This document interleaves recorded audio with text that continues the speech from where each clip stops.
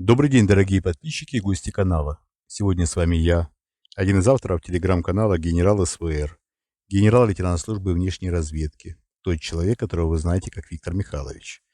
Сегодня у нас среда, 8 марта, Международный женский день, как принято этот день называть. Хочу поздравить всех наших уважаемых и любимых девушек и женщин с Международным женским днем. Ну, давайте назовем это праздником весны, который радует всех наших любимых и прекрасных женщин. Искренне поздравляю вас. Мы всей нашей командой желаем вам всего самого наилучшего, прежде всего, конечно, здоровья и, конечно, что самое главное, кроме здоровья, это верить и любить нас, мужчин. Большое спасибо вам, женщины, за все хорошее. Так, теперь давайте перейдем к... да, самое главное. Наши уважаемые зрители и слушатели постоянно и прекрасно помнят, что в описании к этому ролику, который выходит в среду, вы оставляете в комментариях свои вопросы, на которые я отвечу уже в пятницу 10 марта. Итак, в пятницу 10 марта я отвечу на ваши вопросы, которые вы оставите сегодня под этим, не только сегодня, но и завтра, в комментариях к этому ролику. Когда будете писать комментарий, пишите сначала слово «вопрос», либо ставьте знак вопроса, дальше формулируйте вопрос. Я уверен, что все наши уважаемые зрители и слушатели прекрасно знают этот формат, ждут выпуска с нетерпением. Я, как всегда, готов вас радовать и оправдаю ваши ожидания уже в эту пятницу.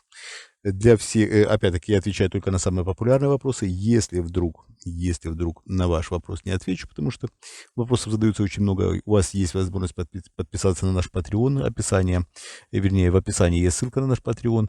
Если вы находитесь на территории России или на территории Республики Беларусь, в Гугле есть разные способы, которые помогают подписаться вне зависимости от того, в какой вы стране находитесь. Я веду подписаться на Patreon. Там я отвечаю практически на все вопросы. Итак, перейдем к нашим сегодняшним темам. Основной темой, я уверен, все наши уважаемые зрители и слушатели прекрасно знают, что является Грузия и события в Грузии. Грузинский парламент провел через первое чтение закона так называемых иноагентов. Закон практически идентичен российскому закону за некоторыми нюансами.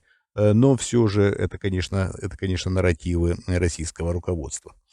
Мы говорили о том, что грузинское руководство и руководство России имеют тесный контакт. Я имею в виду, конечно, современное грузинское руководство.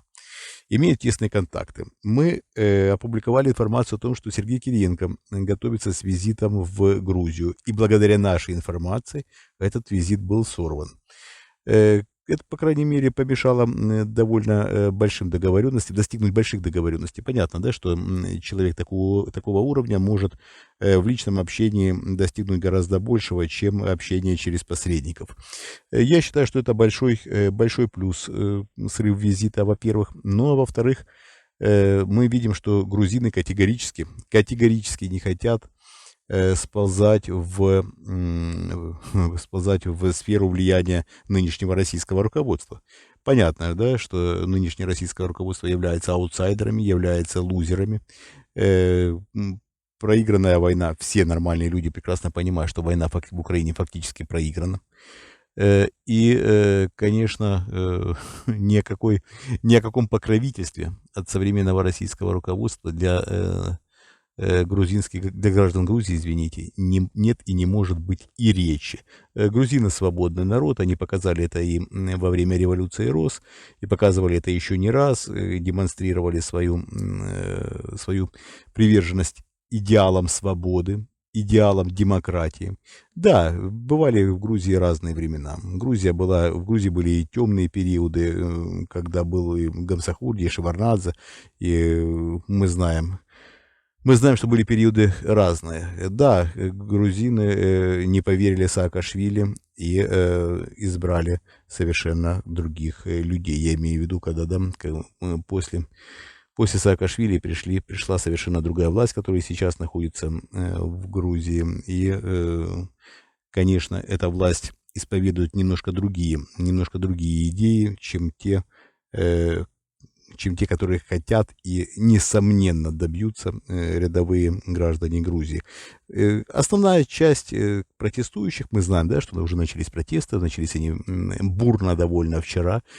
Протесты в Грузии бывают довольно регулярно, но вот относительно противостояния с нынешними грузинскими властями в плане продвижения этого законопроекта об иноагентах, основная часть событий развернулась вчера. Были стычки с полицией. В конечном итоге уже глубоко ночью полиция все-таки разогнала протестующих. Ну, протестующие собрались уже сегодня. На момент записи этого ролика грузинская оппозиция выдвинула ультиматум в течение часа выпустить всех задержанных на вчерашних акциях и отозвать законопроект, печально известный, об иноагентах. Как будет разворачиваться события, мы с вами узнаем, но еще раз повторяю, что ролик я записываю именно вот в это время. Итак, что нас ждет? Нас ждет большое противостояние. Свободный народ против тиранической власти, да?